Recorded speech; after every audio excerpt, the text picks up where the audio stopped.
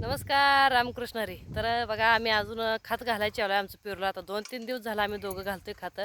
आज होईल वाटतंय, पण अजून आज पण राहिलंच असं, म्हणजे पलीकडच्या साईडनं ढीग कमी पडलेत ना, मग खत कमी पडलाय.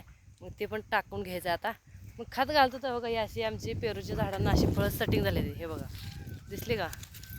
हे बघा ही अशी फळं आहेत. हे बघा ही अशी आहेत. आणि विशेष महत्त्वाचं म्हणजे काय माहिती आहे का, आम्ही खत घालतानाच मला खत टाकताना ह्या झाडाकडं थोडं पेरू दिसलं.